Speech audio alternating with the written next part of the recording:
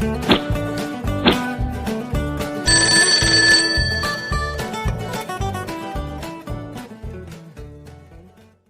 दोस्तों, स्वागत है आपका गुरुकुल स्टडी पॉइंट में। हमने 6 क्लास के एनसीईआरटी जो कंटिन्यू किया था उसमें चैप्टर 3 को लिखा है। चलिए वीडियो को स्टार्ट करते हैं।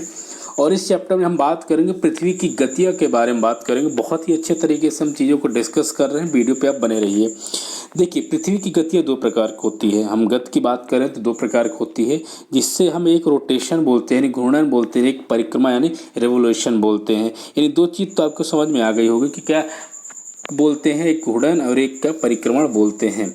अब ये क्या होता है, रोटेशन आपका क्या होता है, तो पृथ्वी का अपने अक्ष पर घूमना, पृथ्वी का अपने ही अक्ष पर घूमना क्या कहलाता है आपका, क्या कहलाता है आपका, रोटेशन कहलाता है। तो चीज़ें आपको क्लियर होनी बहुत ज़रूरी है। और इसके बाद यदि हम परिक्रमण की बात करते हैं तो सूर्य के क्या है, इसमें हम देखते हैं सूर्य के चारों ओर एक मतलब याद रखिए, मैं देश की बात कर रहा हूँ, सूर्य के चारों ओर एक देश की पृथ्वी की गति उसकी परिक्रमा कहलाती है। तो यदि चीज़ें आपको क्लियर हो रही हो तो आप थंबनेल जरूर कर दिया करिए, जिससे हमें भी एक मोटिवेशन मिलता है। चलिए आगे हम चलते हैं, इस चीज़ को और कंटिन्यू करेंगे। और जिस चीज़ों को आपको समझ में नहीं आया तो हमें एक बार कमेंट करके ज़रूर बताया करिए, हम चीज़ों को पूरा दोबारा उसको डिस्कस करेंगे। इसके बाद हम बात करेंगे कक्षीय समतल यानी ऑर्बिट प्लेस क्या होता है। हम कक्षा यानी ऑर्बिट को, हम कक्षे जो रहेंगे उसको हम ऑर्बिट बोलेंगे। देखिए, जो कक्षे इसको हम ऑर्बिट बोलते हैं। वह समतल जो कक्ष के द्वारा, याद रखिए, वह समतल जो कक्ष के द्वारा बनाया जाता है वो कक्षीय समतल कहलाता है। यानी वह समतल जो कक्ष के द्वारा बनाया जाता है वो कक्षीय समतल कहलाता है। इसके प्रदीप्त वृत्त की बात करते हैं, उसको क्या कहते हैं, इसको 2 पॉइंट में हमने डिस्कस किया। पहला क्या, ग्लोबल पर वह वृत्त जो दिन व रात को विभाजित करता है।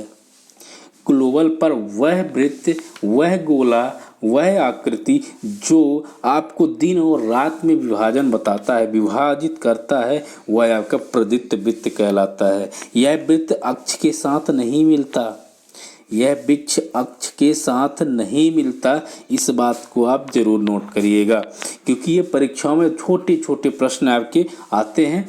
आप चैनल को जरूर सब्सक्राइब करिएगा और वीडियो को जरूर लाइक करिएगा। आगे हम चलेंगे, उसको भी हम चर्चा करेंगे। जितनी भी इम्पोर्टेंट्स बातें हैं उन सब चीज़ों को हम यहाँ पे चर्चा करेंगे। चलिए आगे निकलते हैं। देखिए, आपका हम पूरी चीज़ यहाँ पे डिस्कस करेंगे। देखिए, आपकी कौन सा, पृथ्वी के अक्ष का झुकाव तथा कक्षीय समतल, ये है घूर्णन का पृथ्वी पर दिन और रात। देखिए, घूर्णन के कारण पृथ्वी के दिन और रात, ये आपका सूर्य है। तो जिस सतह पर सूर्य की किरणें पड़ती हैं, यानी ये जो वाला पार्ट है आपका, यहाँ पे आपका क्या हो रहा है, ये वाला पार्ट में जो आपने देख रखा है, ये सूर्य की किरणें जा रही हैं, यहाँ पे आपका दिन हो रहा है। और ये वाला पार्ट जो आप देख रहे हैं, यहाँ पे सूर्य की किरणें नहीं जा रही, अर्थात यहाँ पे अंधेरा है। रात्रि के समय आपने देखा है कि सूर्य नहीं निकलता। ये जिस पार्ट में, जिस भाग में, जैसे ही पृथ्वी का घूर्णन होता है, पृथ्वी घूमती है अपने ही अक्ष पर, तो वहाँ पे जब आपका सूर्य होता है, वहाँ पे जिस अक्ष की ओर निकलता है, जिस साइड आपका सूर्य पड़ता है, वहाँ पे दिन होता है और उसके जस्ट अपोजिट आपकी रात होती है। आगे भी हम कक्षीय समतल झुकाव की बात करते हैं। तो आपने देख रखा है कि आपकी विषुवत रेखा है, विषुवत रेखा के ऊपर आपकी कर्क रेखा है और ये आपकी मकर रेखा है। ये चीज़ें आपको हमने पहले क्लास में बता दिया है, और यदि आपने नहीं देखा हो तो वीडियो आप जरूर कर दिएगा। अब आपने देख रखा है, यदि हमने 90 डिग्री का यहाँ कोण खींचा है और पृथ्वी का ये समतलीय अक्षल है, ठीक है ना, जो पैरेलल है, यहाँ पे ये उत्तरी ध्रुव, तो इनके बीच कितने का अंश का कोण बन रहा है, 23.5 डिग्री का कोण बन रहा है। ये शायद 23 डिग्री का कोण बन रहा है, तो ये आपके बीच में किसके बात बता रहा है, उत्तरी ध्रुव और पृथ्वी के कक्षीय समतल के लंब की स्थिति बता रहा है। तो उम्मीद करता हूँ कि चीज़ें आपको समझ में आ रही होंगी। चलिए आगे चलते हैं। इसके बाद हम बात करेंगे, जितनी भी इम्पोर्टेंट्स बातें सब आपके साथ हम यहाँ पे डिस्कस करेंगे। आगे चलते हैं। पृथ्वी होती क्या है, हम पृथ्वी के बारे में बात करेंगे। पृथ्वी क्या होती है, पृथ्वी अपने अक्ष पर पूरा, यानी याद रखिएगा, पृथ्वी अपने अक्ष पर पूरा करने में कितने घंटे का कितने समय लगते हैं, वह समय है 24 घंटे का समय लेती है पृथ्वी अपने अक्ष को एक घर्षण यानी एक चक्कर लगाने में कितने लेती है? 24 घंटे का समय लेती है। याद रखिएगा मैंने चंद्रमा को बताया था लगभग 17 घंटे लेता है, तो याद रखिएगा उस पॉइंट को भी आप अपने नोट करिएगा, क्योंकि वीडियो आप इतनी पूरा देखेंगे तो चीज़ें आपको क्लियर जरूर होती जाएंगी। आगे चलते हैं हम। दूसरा पॉइंट हमने क्या मेंशन किया है?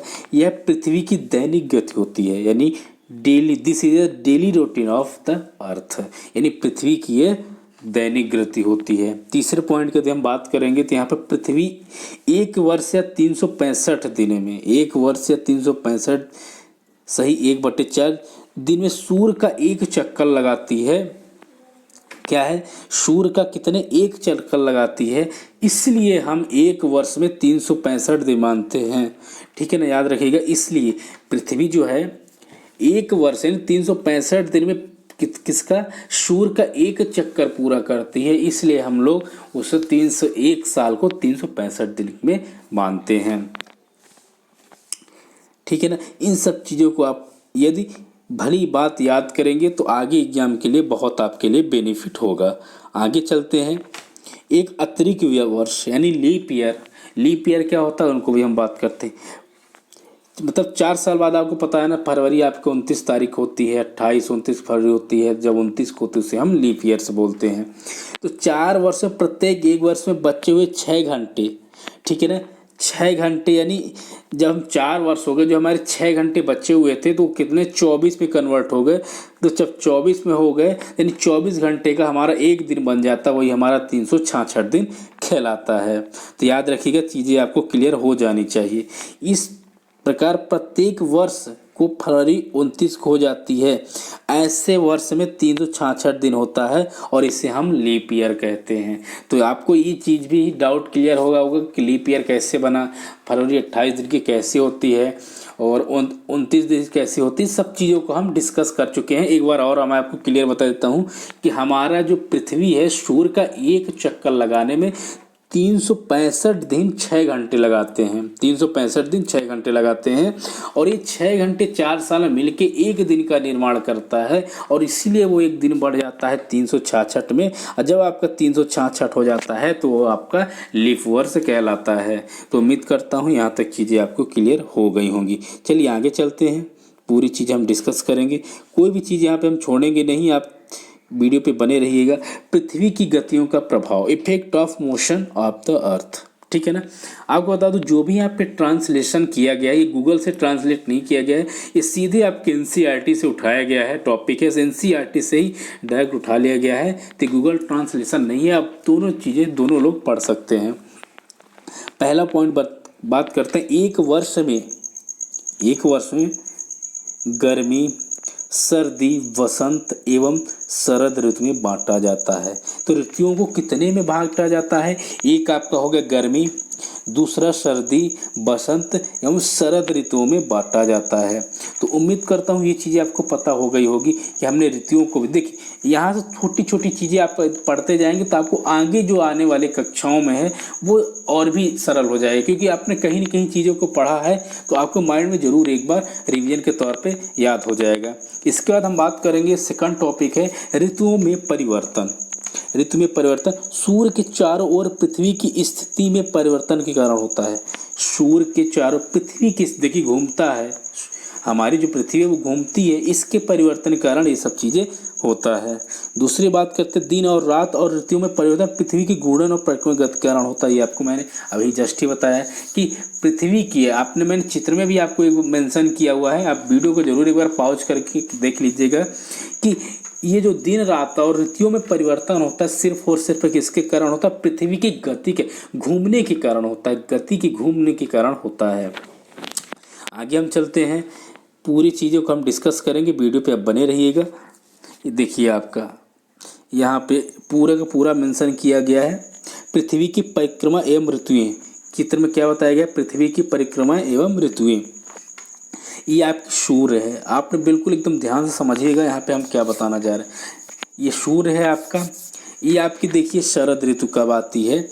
तो विश्वत 23 दिसंबर, यानी ये आपने देख लिखा 23 दिसंबर को बसंत ऋतु के बाद क्या है? ये आपकी शरद ऋतु है। ये आपको कहाँ पे है? याद रखिएगा ये कहाँ पे आ रहा है, जब किस तरह से घूर्णन गति कर रहा है। एक बार दक्षिणी गोलार्ध में ग्रीष्म ऋतु 21 दिसंबर तक, ये उत्तरी ध्रुव में शीत ऋतु आ जाती है। इसके बाद ये देखिए बसंत ऋतु कब आती है, 21 मार्च को, और 21 जून को आपका किस गोलार्ध में रहता है, ये दक्षिणी गोलार्ध में रहता है। इन जो पृथ्वी के घूमने की गति है, किस तरह से घूम रहा है, उसके अकॉर्डिंग ही आपका यहाँ पे चीज़ों को बताया गया है। तो उम्मीद करता हूँ पूरी की चीज़ें आपको क्लियर करने की कोशिश कर रहा हूँ, और यदि आपको कहीं डाउट है तो आप कमेंट के माध्यम से ज़रूर पूछ सकते हैं। आगे चलते हैं।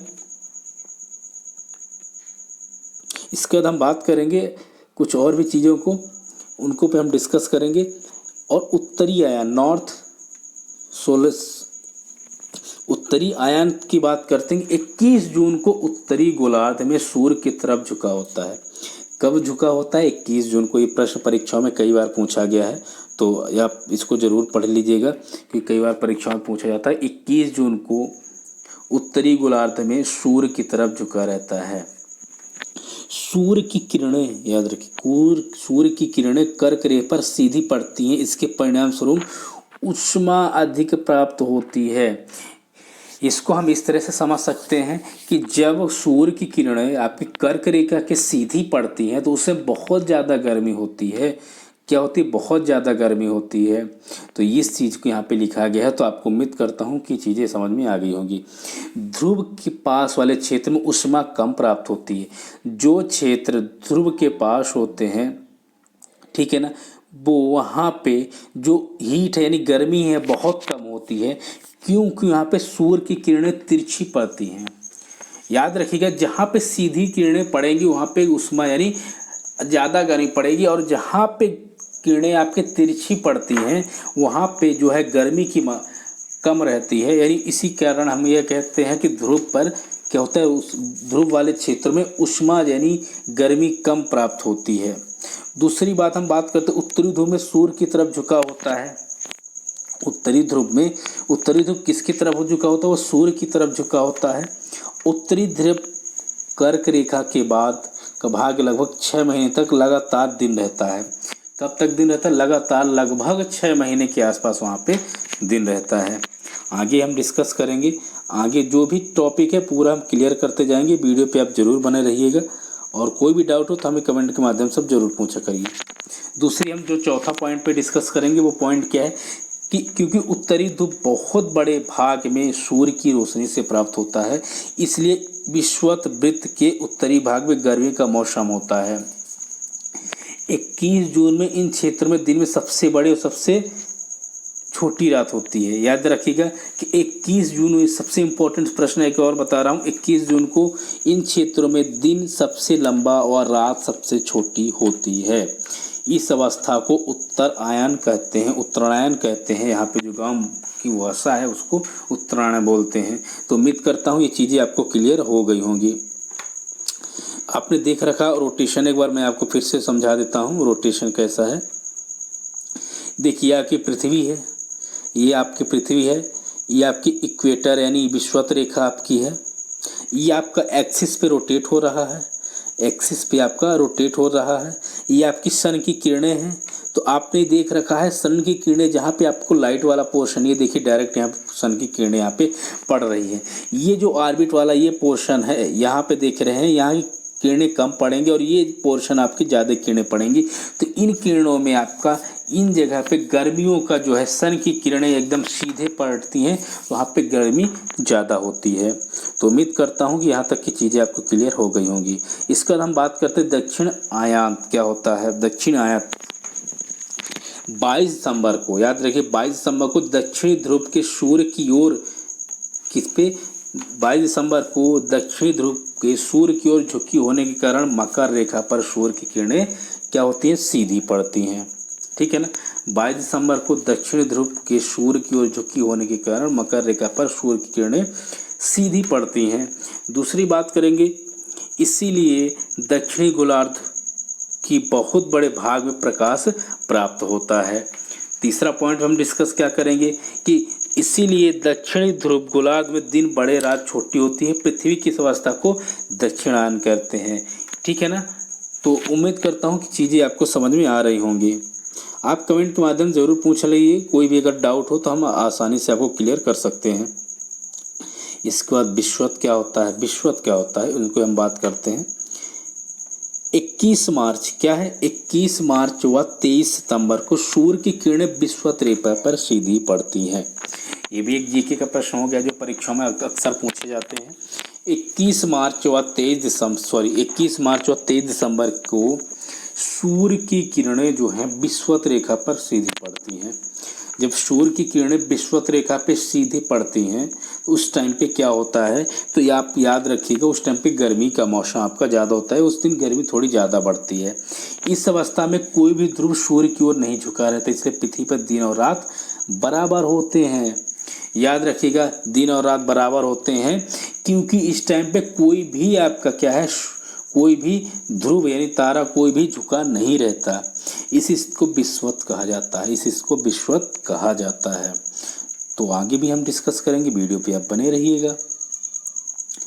अब हम विश्वत के चौथा पॉइंट डिस्कस करेंगे कि 23 सितंबर को उत्तरी गोलार्ध में शरद ऋतु होती है, जबकि दक्षिण गोलार्ध में वसंत ऋतु होती है। ये भी एक चीज़ इम्पॉर्टेंट है। देखिए, सब चीज़ें निर्भर करती है आपका स्थिति यानी घुमाव की स्थिति, सूर्य के परिक्रमा की, पृथ्वी को अपने अक्ष के घूमने की, बस दो ही चीज़ ही निर्भर करती है हर चीज़ के लिए, मौसम परिवर्तन का। मौसम परिवर्तन अर्थात ऋतुओं के कारण ही तो मौसम परिवर्तित होता है। इसका सबसे बड़ा जिम्मेदार है आपका पृथ्वी की गति, घूर्णन गति सबसे ज़्यादा जिम्मेदार है। 23 सितंबर को उत्तरी गोलार्ध में कौन सी शरद ऋतु होती है, जबकि दक्षिणी गोलार्ध में वसंत ऋतु होती है। 21 मार्च को विपरीत होता है। 23 याद रखिएगा, एक चीज़ को आप याद रखिएगा, डेट आपको याद रखेंगे तो चीज़ें क्लियर हो जाएंगी। उम्मीद करता हूँ यहाँ तक चीज़ें आपको क्लियर हो गई होंगी। आगे भी हम चलते हैं। देखिए, ये आपको बताया गया है, ये आपका, इसको आप एक बार जरूर आपको इसको देख लीजिएगा, आपको चीज़ें क्लियर हो जाएंगी। हालांकि हमने जितनी चीज़ें की बता रहा हूँ वही आपको इम्पोर्टेंट्स है, पर आपको चीज़ें समझ में नहीं आएंगी तो एक बार आप ज़रूर इसको देख लीजिएगा, आपको चीज़ें क्लियर हो जाएंगी। यदि कोई भी है तो आपने यहाँ पे देख रखा है, यहाँ पे 2 ऑब्जेक्टिव है, उनको भी हम कर देते हैं। नीचे दिए गए कथनों के विचार कीजिए कि पृथ्वी का अपने अक्ष पर घूमना घूर्णन कहलाता है। पृथ्वी के सूर्य के चारों ओर की स्थिति कक्षा में गति परिक्रमा कहते हैं। उत्तर में कोई से आंसर सही नहीं है, तो ये आपके आंसर सी सही है। तो यहाँ तक हमने 3 चैप्टर को बहुत भली बात तरीके से समझाया है। वीडियो का लाइक जरूर करिएगा और चैनल को सब्सक्राइब करना मत भूलिएगा। पूरी चीज़ें मैं आपको क्लियर कराऊंगा यहाँ पे, और कोई भी चीज़ें ऐसी नहीं होगी जिसे हम छोड़ेंगे। तो थैंक यू वेरी मच। आप वीडियो को जरूर पूरा देखिएगा। नेक्स्ट चैप्टर में आपको जल्द ही आपको मिल जाएगा।